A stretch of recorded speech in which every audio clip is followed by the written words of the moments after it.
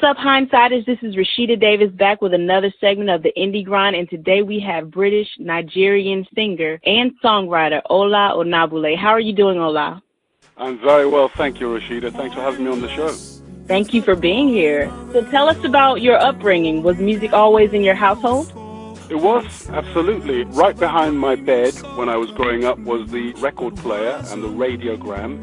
It was this huge, massive beast, and I'd press my ears to it, and I used to imagine the guys I was listening to, the music I was listening to, those guys were actually in the player, and that they'd made a special trip just to be in my record player. So I had a very, very weird but very close relationship with all the music I heard out of that record player, because I was the firstborn, a bit of a lonely kid, so I thought these were my friends, you know. Right.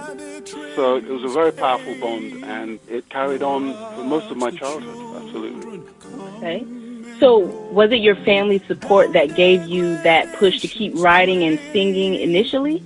Well, the crazy thing is my parents didn't want me to be a musician. In fact, they didn't know I was going to be a musician. All my life, I'd grown up around lawyers and accountants, and I was told that that's what I was going to do, and I didn't question that. And in fact, I went to law school and dropped out in my third year to become a musician, which shocked everybody, including me. But, you know, as I approached my final exams, I just knew without a shadow of a doubt that I wanted to be a musician way more than I wanted to be a lawyer. So, yeah, the support came a couple of years after I'd been working as a musician. Initially, it was mainly shock and horror that I'd given everything up to sing songs. Okay. You were born in Britain and raised in Nigeria, so would you say that you've incorporated both British and Nigerian culture into your music? Oh, absolutely, absolutely. Initially, when I first got into music, I was, like most of the people around the world, I was enchanted with American music, with jazz and with soul, you know, with funk and blues. But as I started to, I think it was my second or third album, I started to feel like, okay, you know, you've exhausted all the American music you know. You've done copies of all your heroes. It's time to dig deep and find out who you really are and try to put that in music. So yeah, immediately I started incorporating, you know, my British sense of myself with my African sense of myself, as well as the soul and jazz that I love so much. Nice, very nice. When exactly do your ideas come to you for writing a song? Does it usually start with a memory or an event that happens, or do you just sit down and allow the words to come? You know, it can be just about anything. You know, sometimes you're hanging out with people, you know, who say some really slick things that you wouldn't think of yourself, and you just make a mental note. Or just sometimes, you know, nowadays it's easy to just get your phone out and just write a quick idea and think, when I get home, I'm going to try to shape these words into a song. Sometimes it's watching the news. You see something on the news and you think, this deserves to have a song written about it. Sometimes it's those little parcels of joy that get transmitted to you from another world, from heaven, or, you know, wherever it is. You wake up in the middle of the night and there's a melody that's so strong. You know, you can't wait to get to your guitar and your notepad and, you know, get these ideas down. So it's any number of ways, and over the years what I've tried to learn to do is to always be receptive and open, you know, and always ready to hear the idea, you know, so that as soon as an inspirational moment happens, I want to kind of trap it and then get to developing it as quickly as possible. Okay. Being that your songs are so insightful and they all have a deep message, how is it performing these songs live? Can it be overwhelming at times? Oh, absolutely. It really can, for both me and for the audience. You know, if you're singing a song about something that's very powerful and you're singing it to people who've actually had a real experience of the thing you're singing about, you've got to remember, as a songwriter, I'm trying to imagine the events that have happened to other people. I haven't experienced them personally. So if you find yourself in front of people who've actually experienced it, you can feel the way they're absorbing this information that you're giving is different to some of the other audiences you might find yourself with, and it can be so emotional, and, you know, people come up to you, at the end of the gig, and they've got tears in their eyes, and they're either thankful or they're sorrowful, or they've been moved in a powerful way, and it can kind of give you a sense of one of the more profound purposes of being a musician. Because when you start off as a musician, what you want to do is you want to meet girls, or you want to stand in the limelight and be adored by thousands of people. It doesn't occur to you that you might be writing the musical representation of someone's most profound experiences. So when that hits you, it's a moment of growth. You grow a bit more and become a bit more mature. Are there any songs that you've written from experience, something that you have gone through? Yeah, I've written songs about the loss of a parent. My dad passed away some time ago, and in fact, that song is so powerful that I don't perform it, funny enough. I have done once or twice, but it's just been too intense. And there are songs that I've written about, for instance, the birth of my children. I have a song called The Girl That She Was, which is about that moment when your daughter leaves home, and you're no longer daddy in the way that you used to be. You're just, some guy in her rear view mirror, at least for the next few years. And this is a song I wrote for my daughter when she was heading off to university. So, yeah, there are lots of songs I've written about my personal experiences. But most of the songs, you're pretty much speaking for the people, right? It seems as though you're speaking for the people from their experiences, correct? Yeah, I mean, I grew up listening to, stuff like What's Going On, Marvin Gaye, and, Stevie Wonder's Songs in the Key of Life album. So I got this sense very early on that one of the main purposes of music is to give voice to things that the people who are enduring these things won't get a chance to shout out loud and reach thousands of people and give the rest of the world, a sense of their story. Because there are many stories in this world that are not being told by Hollywood, but are just as impactful. There are events that don't get the Schindler's List treatment, if you know what I mean. Right. And I don't know, I've kind of convinced myself that that's my job. My job is to, not in a preachy way, but certainly put these songs out there in front of people and let them consider them, roll them around in their mind, maybe not grasp the meaning on the first listen, or the second, or the third, but maybe wake up in the middle of the night and go, that's what he's talking about. That's right. Sometimes you feel obligated because it's our responsibility to make our words meaningful and to use them to help people, to inform and to comfort people. So it's just a beautiful thing. It is, and often enough when I start writing a song, if it's just like a throwaway love song, just, hey baby, let me give you a hug and all that kind of stuff, I'll finish writing it, I'll stand back from it, listen to this thing and think to myself, I'm not very good at this. There are people who do this really well, and the world doesn't need another love song that's just mediocre, So I usually just tend to bin those songs and get back to writing things that I feel in my heart and in my soul, because then I think that I can transmit to other people in a committed and, in a non-contrived, meaningful way. That I can do. But singing kind of just straight up love songs, I always feel I'm not very convincing doing those, so I don't tend to. Right. One of the songs that I enjoyed listening to was Tender Heart on your new album, Pointless. Oh, wow. And I wanted to know, could you expound on the writing process in creating this song? Absolutely. Oh, wow. That's a surprising one. I didn't think that would be a song that would translate as well as it seems to have. Yeah, my dad played a lot of Nat King Cole when I was growing up. It was always on. And I didn't care much for it as a young man, and I realized that as you get older, it's a more mature taste, And I always wanted to write a song in his style, both to honor my dad, but also to honor these incredibly artistic, sensitive crooners from another time.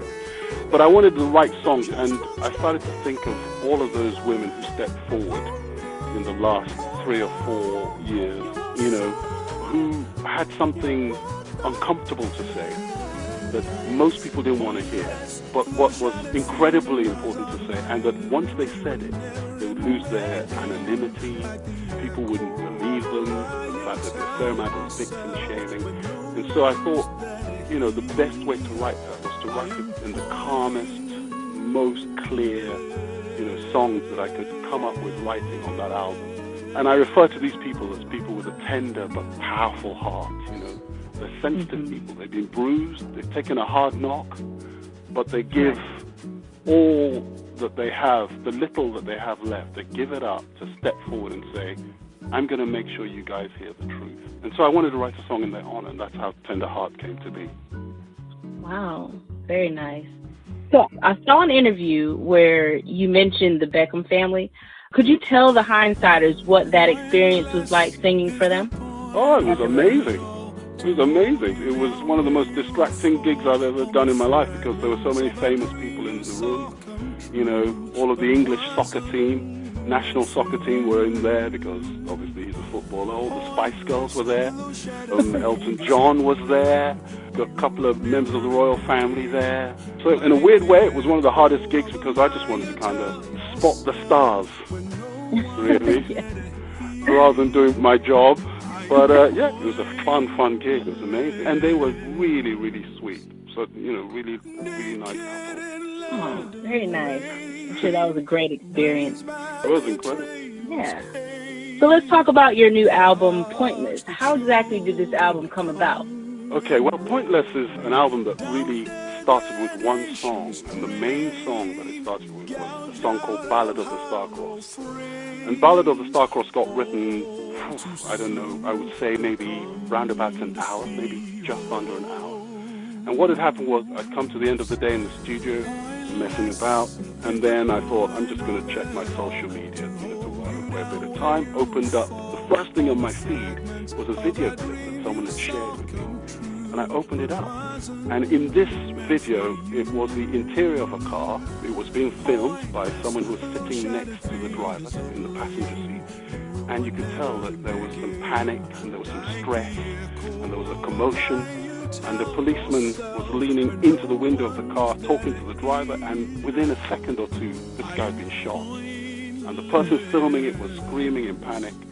And in all of that, as the camera was moving around, you could see a little child on the back seat. And then the video was over. And I was just completely shaken by this thing. Just screwed with my head, and I couldn't shake the idea off. So I couldn't get to sleep after that. So I just stayed up and I wrote this song. And once I finished writing the song, Ballad of the Star-Crossed, I then found that I had other ideas that I quickly jotted down that night, and then for the next month or so, I more or less wrote the entire album. In that month, I wrote 35 songs. I've never done anything like that before. And I had to kind of pare the album down to, the 15 best songs from the 35 I've written. And so I wrote this album about violence in modern society in all its forms, whether it's the violence of nations, countries to countries, men to women, power to the powerless, across racial lines, across cultural lines. I just wanted to write an album that kind of dealt with my feelings about violence and hoped that it would chime with other people as well. Okay. There are definitely songs on this album that they definitely have deep meaning and make you feel something within every song. And I also feel as though they sort of take us on a journey every time, like with every song. Like it has a story to tell within each song. So which song would you say has the strongest message on the album? The one that kind of, every time I listen to it, it feels almost like a new song, almost like I didn't write it because the words even impact on me, even though they came from me, is Exit Wound. Yeah, because on Exit Wound, I'm talking about what happens to a mother after she's lost her son. I try to imagine what one of these chaps, I don't want to mention the names because I don't want to make any of the songs specific. I don't want anyone to think I'm talking about specific stories. But I'm thinking of the mothers of one of these chaps, one of these gentlemen, these guys who got their lives shortened. I'm trying to think, what's the world like when a mother loses her son, all that. And obviously I'm not a woman, I'm not a mother, I've never lost a child, but because I tried so hard to imagine it, I went to places in my imagination that really, really kind of stayed with me long after I finished writing the song.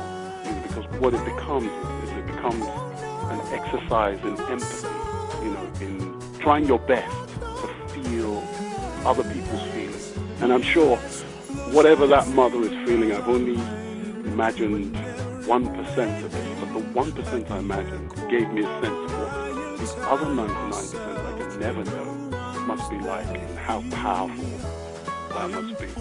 So that song, Exit Wound, stays with me. Whenever I hear it, every so often, you know, maybe I'm at a radio station and they play it, it really kind of, you know, sends me back on that journey of trying to imagine what these mothers must feel. Right. And in the world today, there's so many children losing their lives, which means mothers losing their children. Yeah. So that definitely is a song that, you know, resonates with you because it happens all too often. So It does. I could definitely understand. Which song would you say is the most requested out of all of your songs? Not just from the Pointless album, but from all of your songs. Oh, that's easy. I wrote a song in 2004 called Soul Town. Yeah, I've been trying to get away from that song for, for many, many years, but at the end of every gig, it was quite a bit of a hit across Europe. So at the end of most of my concerts, you know, people go, Soul Town, Soul Town, Soul Town, and the band, you know, and I share a look of, oh, here we go again, guess we've got to do it. So yeah, definitely Soul Town is the one that gets the most attention from audiences. Okay. Thinking back from when you first started writing songs until now, what do you feel your music represents about you? Wow, that's quite a question. Have I ever thought about that? What does it represent about me? Oh, I don't know. Whoa, let me see. What does it represent about me? I don't know. I guess I really don't know. You're going to have to tell me. Other people are going to have to kind of figure out what they think they know about me from the music. I've never thought about that.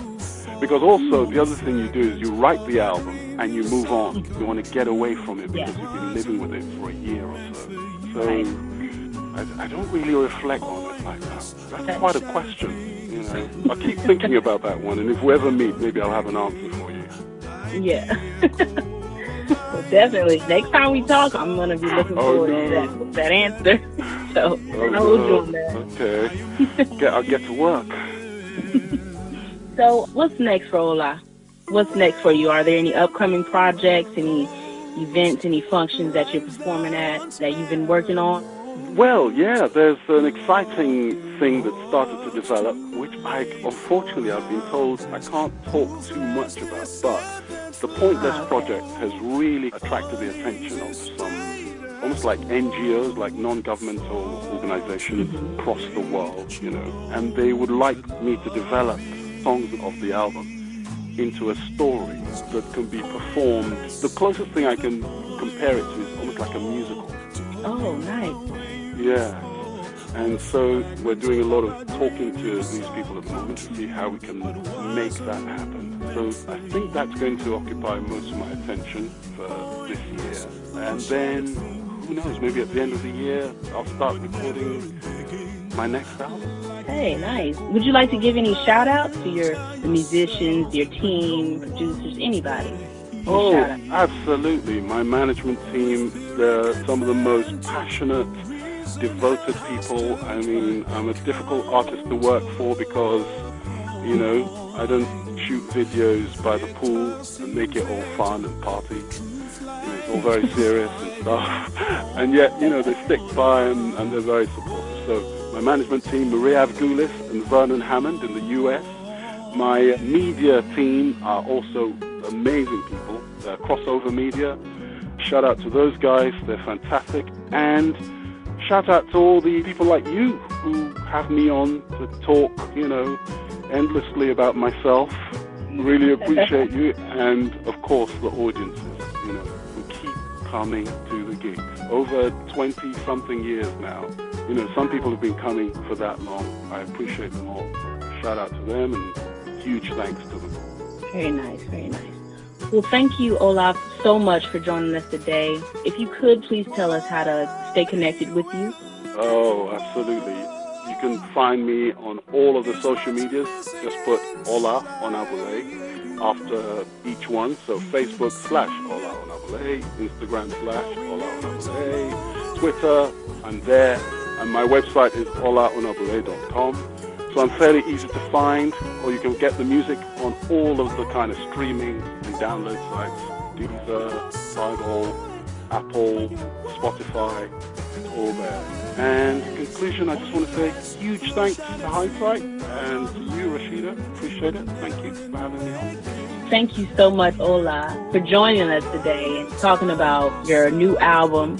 And we'll be sure to shout you out. We'll be sure to let everybody know. Have a lovely day.